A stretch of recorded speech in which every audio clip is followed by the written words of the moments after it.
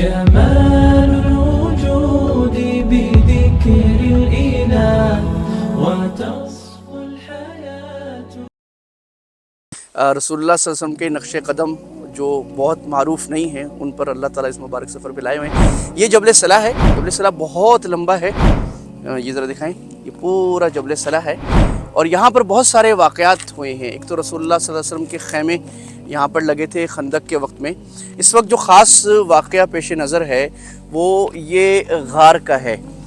اور یہ ذرا غار دکھائیں. یہ اوپر ایک غار نظر آ رہی ہے. یہاں قصہ یہ ہوا تھا کہ حضرت معاذ بن جبل رضی اللہ عنہ رسول اللہ سے ملنے آئے تھے اور آپ صلی اللہ علیہ وسلم اس غار میں نماز پڑھے تھے. یہیں آپ نے ایک اس میں ایک پہاڑ کے اندر تھوڑا سا ایک نظام مارا تو اس میں سے پانی نکلا. آپ نے وضو فرمایا اور آپ یہاں لمبا سجدہ کرے تھے.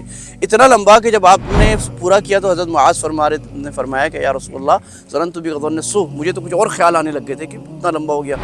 تو آپ نے فرمایا میں اللہ سے دعا کر رہا تھا اللہ میری امت کے ساتھ خیر فرمائے, میری امت کو نہ چھوڑے. اللہ سبحانہ و تعالیٰ نے میری دعا قبول فرمائی. اس کا نام مسجد السجدہ بن گیا تھا اور یہ وہی انہی جگہوں پہ جہاں عمر بن عبدالعزیز رضی اللہ تعالیٰ عنہ نے اس کی علامت رکھی تھی. یہ اللہ کے نبی صلی اللہ علیہ وسلم کے ان ہزاروں احسانات میں ہے جو آپ نے ہماری امت پر کیے.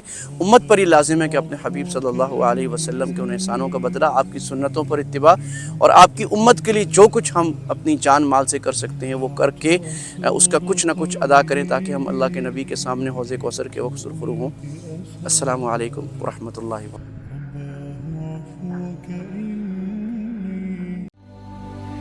He is a Rahman.